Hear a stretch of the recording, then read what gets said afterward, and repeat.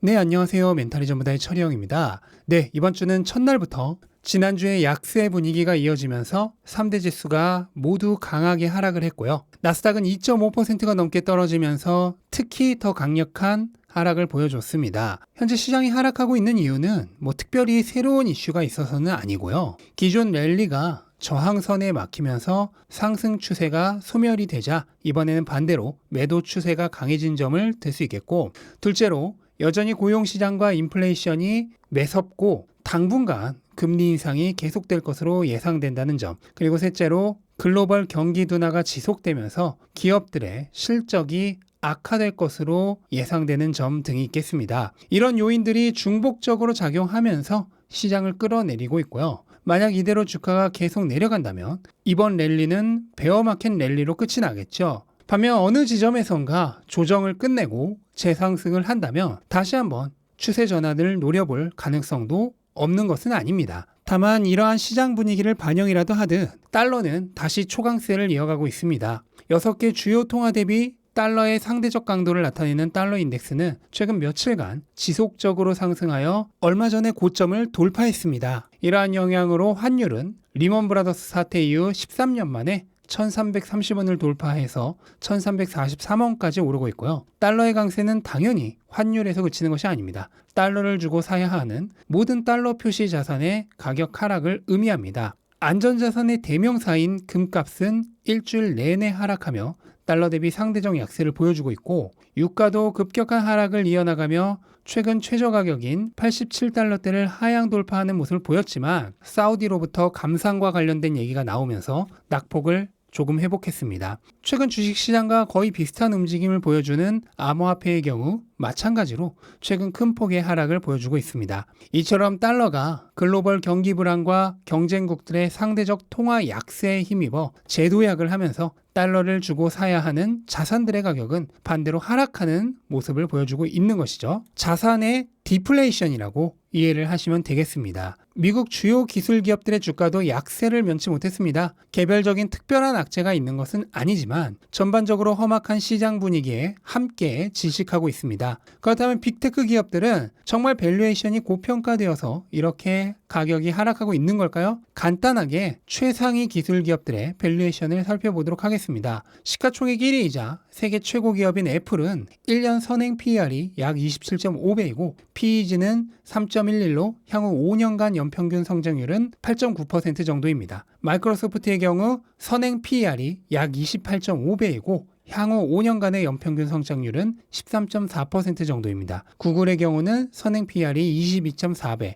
향후 5년간의 연평균 성장률은 13.4% 정도로 예상되고 있습니다. 그리고 이번 주 3대1의 주식 분할을 앞두고 있는 테슬라의 경우는 75가 넘는 높은 선행 PER을 가지고 있지만 그만큼 성장 가능성도 높습니다. 2.11의 PEG로 연평균 약 35%의 성장률이 기대되고 있는데요. 개인적으로는 테슬라는 전문가들의 예상치보다 더 높은 성장을 기록할 것이라고 생각을 하고 있고, 지금까지도 항상 애널리스트들의 평균적인 평가보다 높은 성장률을 보여왔죠. 그 점을 고려했을 때 현재의 주가 배율이 수년 후의 기업 가치를 생각한다면 오히려 저평가의 영역에 있는 게 아닌가라는 생각을 하고 있습니다. 최근 10년간의 S&P 500 기업의 평균 선행 PER은 약 18.6으로 이들 최상위 기술 기업들은 모두 시장의 평균보다는 더 높은 주가 배수를 받고 있는 것으로 보이지만 이 기업들의 안정성과 성장 가능성, 양쪽의 밸런스를 모두 살펴봤을 때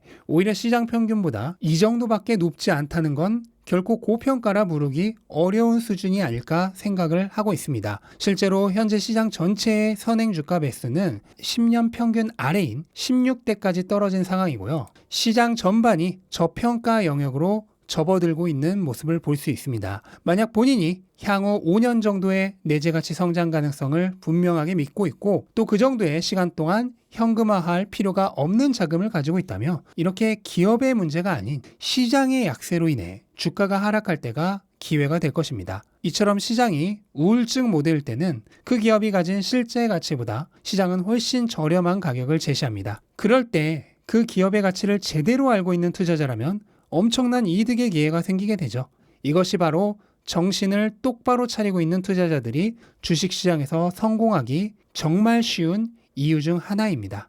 시장이 반복적으로 비이성적인 가격에 사고 팔아주기 때문입니다. 나는 그 감정을 잘 이용만 하면 됩니다. 그런데 시장의 이런 비이성적인 행태에 함께 쓸려나가는 투자자들이 있습니다. 시장이 울증을 부린다고 자기까지 같이 울증을 부리는 투자자들이죠. 그런 투자자가 된다면 성공하기는 요원할 것입니다. 자, 어쨌든 일시적으로는 상승 랠리가 중단되고 조정을 겪고 있는 모습이 분명하게 보이고 있는데요. 그렇다면 앞으로는 어떻게 될까요? 이대로 베어마켓 랠리는 끝이 나고 다시 하락 추세를 이어가게 될까요? 아니면 약간의 조정을 마친 후 재차 상승 추세로 전환하게 될까요? 일단 조정이 시작된 이상 어느 정도의 조정은 필연적으로 보입니다. 하지만 그 이후의 추세는 짐작하기가 어렵죠. 또한 당장 이번 주 목요일에 연준이 가장 중요하게 보는 인플레이션 지표인 소매 지출 지수의 발표와 금요일에는 잭슨홀 미팅이 예정되어 있습니다. 따라서 해당 이벤트의 결과에 따라 시장 방향이 또 급격하게 뒤바뀔 가능성도 꽤 높습니다. 뿐만 아니라 시장 이벤트는 이번 주로 끝이 나는 게 아니죠. 앞으로도 몇 주, 몇 달 동안 한 주에도 몇 건씩 크고 작은 이벤트들이 준비되어 있습니다. 그리고 그 이벤트들마다 시장의 방향이 또 바뀔 수 있죠. 그리고 그때마다 이번에는 또 어떤 결과가 나올지, 거기에 따라 시장은 또 어떤 방향으로 움직일지 일일이 예측하는 것은 불가능합니다. 주가라고 하는 것은 기본적으로 기업의 가치, 정확히는 현금 흐름 창출 능력에 귀속됩니다. 기업의 실적이 계속 증가하면서 기업 가치가 증가하고 있다면 주가도 따라서 상승합니다. 그 반대의 경우에는 주가도 반대로 하락하겠죠? 하지만 그렇다고 해서 이 주가란 것이 언제나 기업 가치와 일치하는 것은 아닙니다. 가끔은 기업 가치보다 훨씬 앞서가기도 하고 또 가끔은 기업 가치보다 훨씬 뒤처지기도 합니다. 그렇게 앞서거니 뒤서거니 하면서도 결국은 기업 가치에서 완전히 벗어나지 못하고 언젠가는 기업 가치로 수렴하게 됩니다.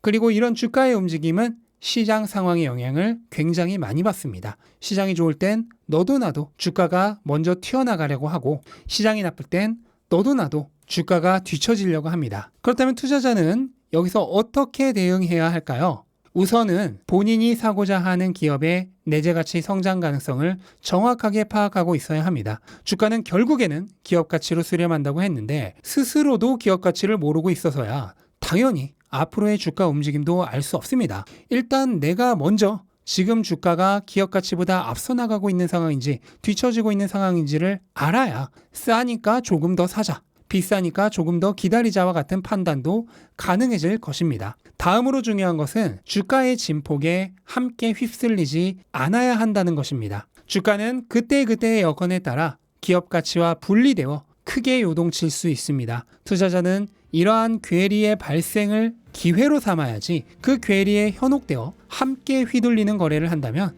장기적으로 결코 성공하기 어려울 것입니다. 투자는 결코 어려운 게 아닙니다. 기본적인 원칙을 숙지하고 꾸준히 지켜나갈 수 있다면 웬만해서는 실패하기가 더 어렵습니다. 단지 그 쉬운 거를 내가 스스로 어렵게 만들 뿐이죠. 그리고 저는 여러분의 투자가 오늘은 어려웠더라도 내일은 조금이라도 더 쉬워지기를 바라는 마음으로 이렇게 매일 영상을 만들고 있습니다. 네, 이것으로 오늘 영상은 마치도록 하겠습니다. 영상 도움되셨다면 구독과 좋아요 부탁드리고 즐거운 하루 되시기 바랍니다. 감사합니다.